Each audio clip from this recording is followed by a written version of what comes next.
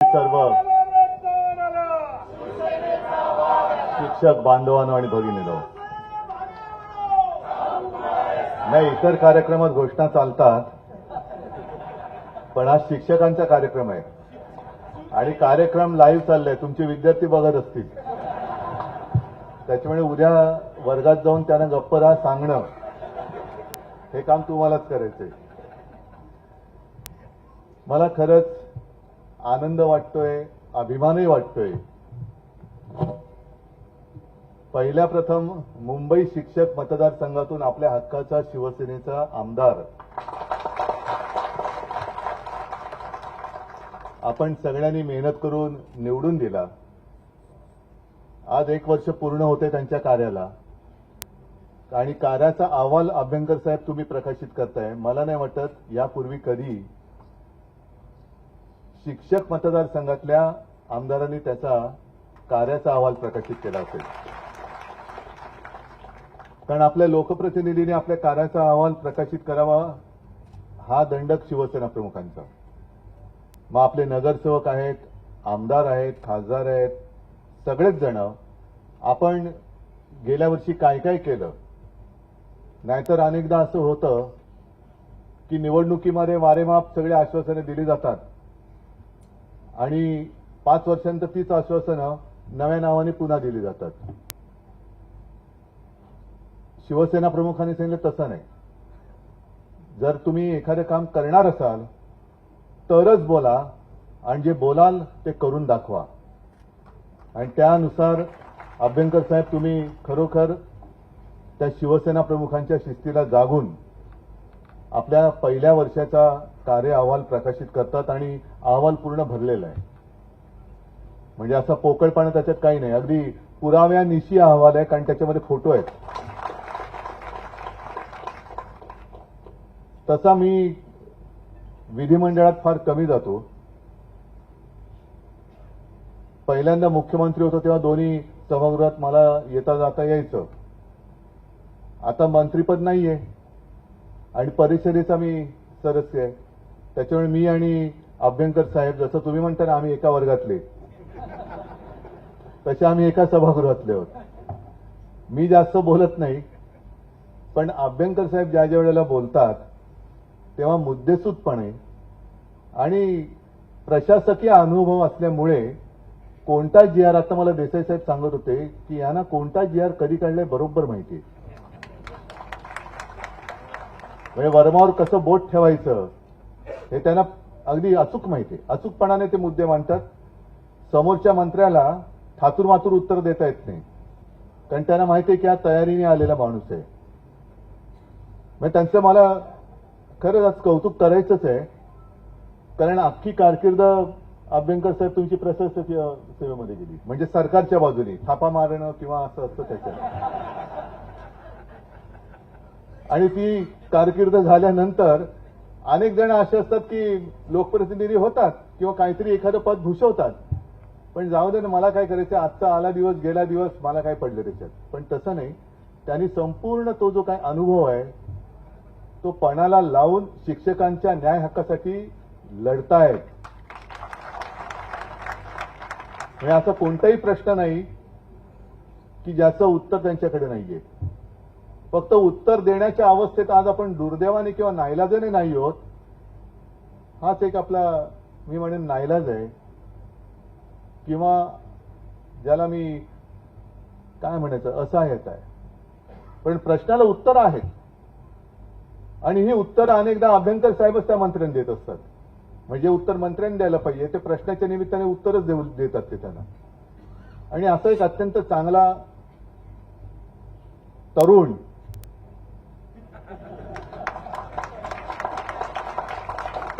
तुम्हाला काय वाटतं मी मस्करी करतोय?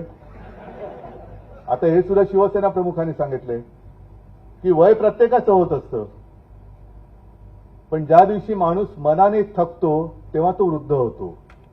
आता मला सांगायचं तरुण आहेत की नाही. आणि नुसतं शिक्षक एकही शिक्षक न करता तुम्ही, म्हणजे मुंबईतला मतदारसंघ तर आहेच, पकड तुम्ही घेतलेलीच आहात, पण राज्यभर आपली शिक्षक सेना तुम्ही पसरवतात. आज इथे सगळ्या राज्यातले प्रतिनिधी आपल्या इकडे आलेले आहेत. अनेक भाषातले शिक्षक इकडे आलेले आहेत. असं शिक्षक सेनेचं काम यापूर्वी जे व्हायला हवं होतं ते तुम्ही आता करतात, म्हणून तुम्हाला सगळ्यांना मी धन्यवाद देतोय. प्रश्न अनेक आहेत आणि आता तुम्ही सांगितलं ना की प्रत्येक प्रश्नाच्या वेळेला उद्धवजी ठाकरे हिमालयासारखे पाठी उभे असतात. हिमालयासारखं जरूर आहे पण तेवढा थंड नाहीये. नाही तर हिमालयासारखा उभा आहे पण काय करू, अरे थंड बर्फ, डोक्यावरती बर्फ आहे, करू काय. तसा थंडपणा आपल्याला परवडणार नाही. आपला म्हणजे उंची हिमालयाची असली तरी जिगर सह्याद्रीची आहे. नाही तर उगाच काय ते महाराष्ट्र गीत घ्यायचं आपण, काळ्या छातीवरी कोरली अभिमानाची लेणी वगैरे, ही तशी ती वाक्य हे आपल्या सगळ्या महाराष्ट्राचं वर्णन आहे. आणि शिक्षकांचं काम फार महत्वाचं आहे, विद्यादान. पण त्याच्यासाठी स्वतःला सुद्धा काही ना काहीतरी विद्या तुम्हाला घ्यावी लागते आणि मग ती तुम्हाला द्यावी लागते. त्या देण्या आणि घेण्यामध्ये विद्येच्या तुम्हाला खरंच किती वेळ मिळतो. कारण पूर्वी या सगळ्या वृत्तपत्रात बातम्या यायच्या तेव्हा आपली शिक्षक सेना राज्यभर नव्हती, पण जिल्हा परिषदेच्या शाळेतल्या शिक्षकांना गहू आणि तांदूळ सुद्धा निवडायला लावायचे. आता लावतात की नाही मला कल्पना नाही. पण नको ती कामं, म्हणजे कलेक्टर सुद्धा उद्या तुम्हाला वाटेल ती कामं सांगायला लागला तर मला असं वाटतं ते सगळे त्याचे आदेश घेऊन या, आपण जाहीर होळी त्याची करू. कारण वेडवाकडं काम नाही का करणार आम्ही. ज्याला गुरुदेव भव असं म्हणतो तो गुरु म्हणजे तुझ्या घरातलं गुरु नाहीये की कसंही हाकावं आणि कसंही राबतोय. एवढा काय माझा शिक्षक हा खालावलेला नाही त्याचा दर्जा. शिक्षणाचा दर्जा आपल्याला वाढवायला पाहिजे. आज सर्व भाषेतले शिक्षक इकडे आलेत, अगदी उर्दूचे पण आहेत, मराठी तर आहेतच, हिंदी पण आहेत, इतर अनेक भाषेतले असतील. आपण शिक्षणाच्या दर्जावरती लक्ष देण्याच्या ऐवजी भाषेच्या सक्तीवरती का लक्ष देतो. शिक्षणाचा दर्जा करा ना, वरती करा. आमचा कोणत्याही भाषेला विरोध किंवा आमचा द्वेष नाहीये, पण सक्ती कशासाठी पाहिजे. मध्ये मी दिल्लीमध्ये गेलो होतो, तिथे सुद्धा हा प्रश्न मला अपेक्षित होताच. हिंदी का विरोध क्यों कर रहे हैं. म्हटलं विरोध नहीं कर रहे, जबरदस्ती का स्वीकार हम नहीं करेंगे. आणि ज्याला जेवढी पाहिजे, जी पाहिजे ती भाषा तो शिकतोच. आणि हा प्रश्न मला हिंदी पत्रकाराने विचारला, नंतर मी हिंदीत त्याला उत्तर देत होतो. मी त्याला म्हटलं आता हे उत्तर मी तुला कोणत्या भाषेत दिलेलं आहे. हिंदी. म्हटलं मग माझी हिंदी कळते ना तुला. तो हो. मग म्हटलं मला पहिलीपासून हिंदी सक्तीची नव्हती, तरी पण दुसऱ्याला समजवू शकतो एवढी मला हिंदी येते. आता माझ्यापेक्षा जास्त चांगले आपले पंतप्रधान बोलतात. आता ते कोणत्या शाळेमध्ये शिकले. त्यांना पहिलीपासून हिंदी सक्तीची होती का. पण थापा नाही, आश्वासने देण्यापुरती तरी हिंदी त्यांना येते की नाही. अरे ह्याच्यात हसतार्थ का बोललो मी काय खोटं बोललो का. आता ते जे बोलतात, आता कालच ते बिहारमध्ये गेलेत आणि बिहारमध्ये बाजूला नितीश कुमार, त्यांना तर काय कळतच नाही बिचाऱ्यांना. मी त्यांची टिंगल नाही करू शकत कारण वयोमान परत प्रत्येकाचा आदर ठेवायला पाहिजे. पण तिकडे आपले पंतप्रधान म्हणाले की विरोधक म्हणजे महाविकास आघाडी किंवा इंडिया आघाडी हे भ्रष्टाचारांना आणि घुसखोरांना रक्षण देण्यासाठी म्हणून, त्यांचा बचाव करण्यासाठी म्हणून पुढे आलेले आहेत. मला पंतप्रधान सांगायचंय की तुम्ही महाराष्ट्रामध्ये याल तेव्हा तुमच्या आजूबाजूला जो दंभमेळा आहे, कुंभमेळा वेगळा, हा दंभमेळा आहे, दंभाचा.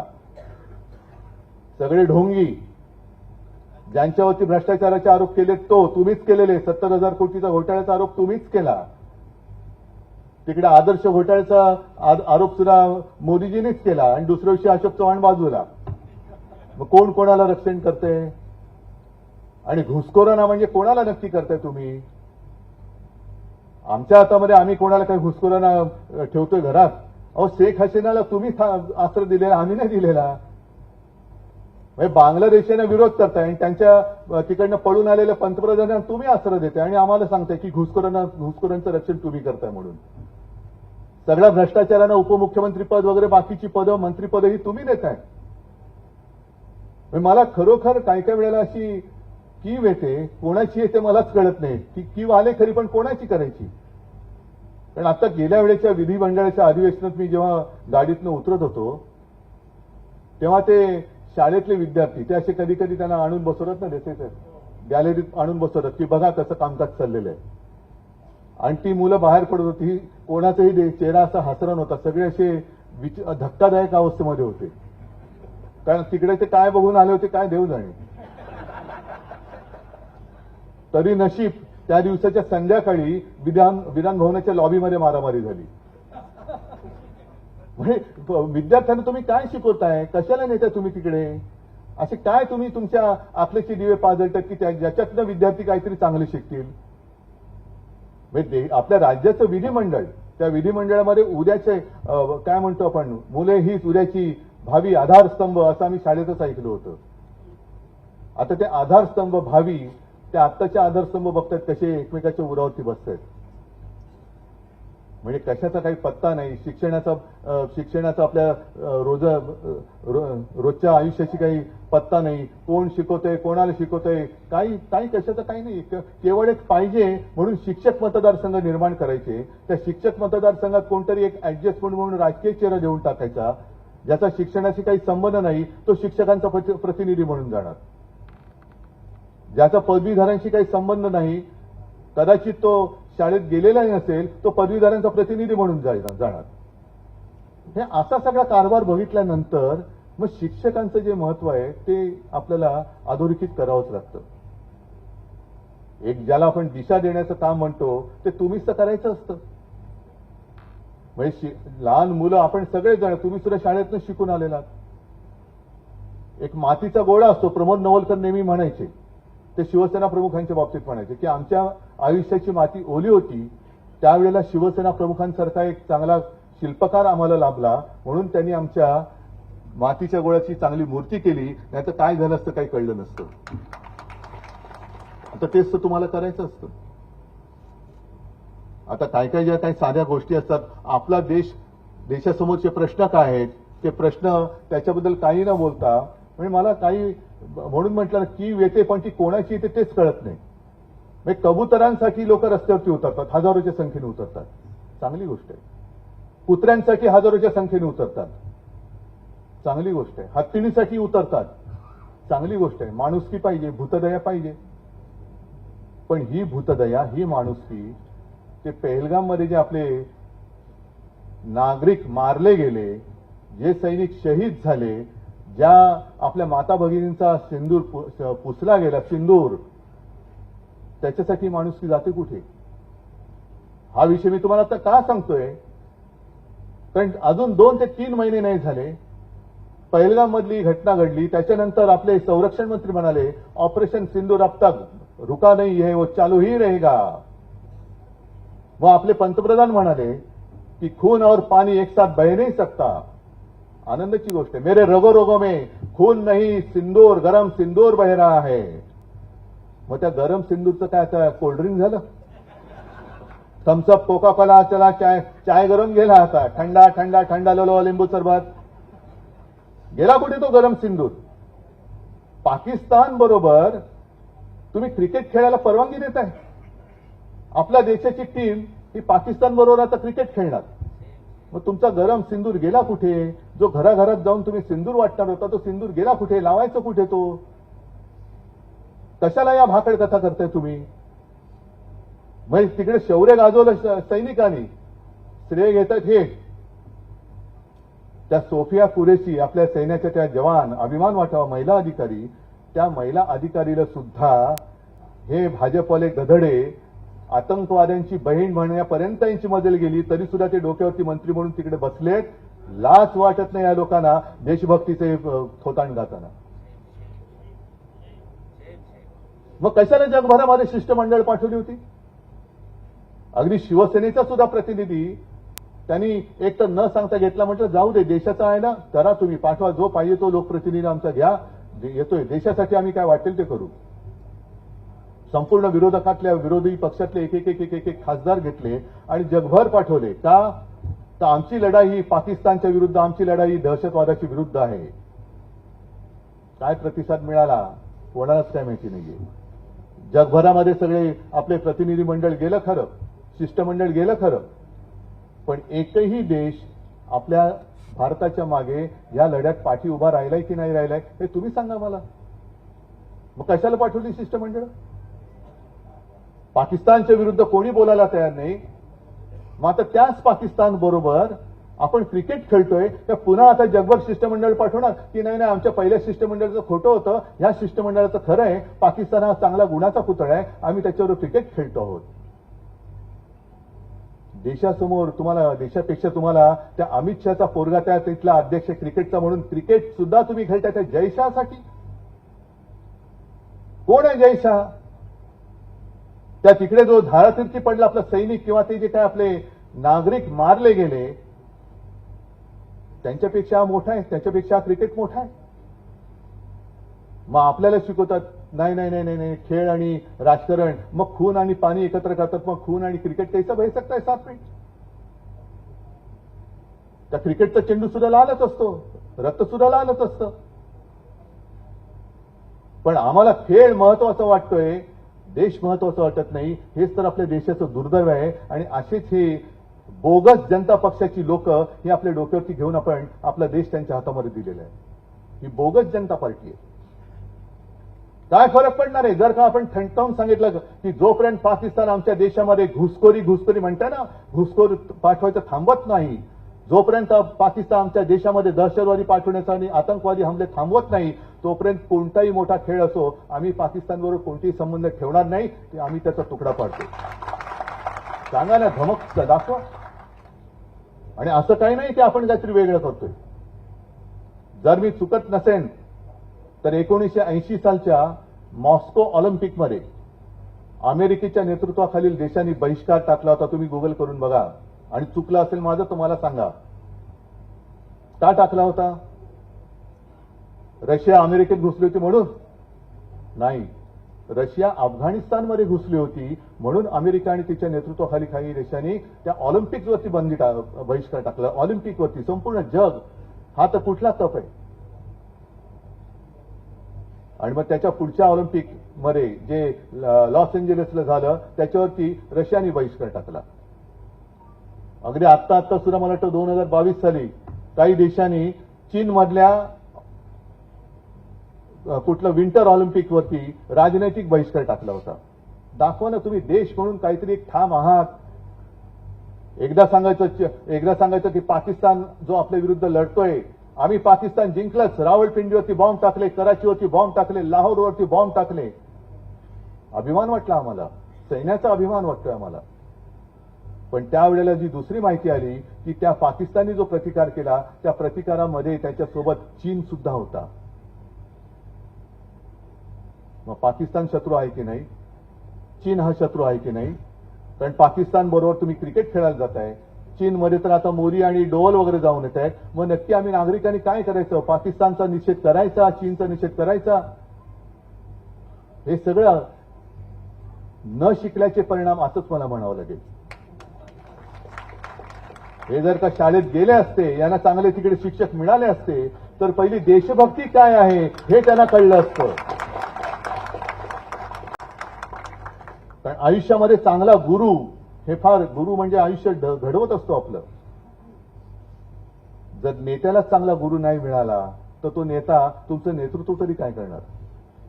आणि म्हणून तुम्ही जे आता म्हणालात की तुमच्या हातामध्ये जे निवडणुकीचं काम आहे, पहिली गोष्ट एक काम करा की मतचोरी होणार नाही याची दक्षता घ्या. मग आता तुम्हाला ती सवय आहे, उद्धव ठाकरे हजर, सुभाष देसाई हजर, सगळे हजेरीपट घेऊन बसा. आणि कोण डबल हजर झाले, अरे तू दोनदा कसा हजर झालास? हे आता हे जे काय सगळं चालले, कारण ना लोकांमधनं जर का प्रामाणिकपणाने निवडणूक घेतली तरी जिंकूच शकत नाही, अजिबात जिंकू शकत नाही. आणि महाराष्ट्र तर अजिबात जिंकू शकत नाही. जे जिंकले ते काय, त्यांनी मतचोरी कशी केली हे आता राहुल गांधींनी उघड केलेलं आहे. यांचं बुरखाच फाडलेलं आहे, ढोंग उघडं पाडलेलं आहे, सोम उघडं पाडलेलं आहे. आणि अशा या सगळ्यांच्या हातातून आपला देश, जो तुम्ही आता मला पुस्तकं दिले ती उघडून मी बघणार आहे काय काय दिलेले आहे, ती सगळी जी काय विचारवंतांचे जे विचार आहेत हे विचार हे पुढे नेण्याचं काम हे नुसतं पुस्तक नाही नेणार.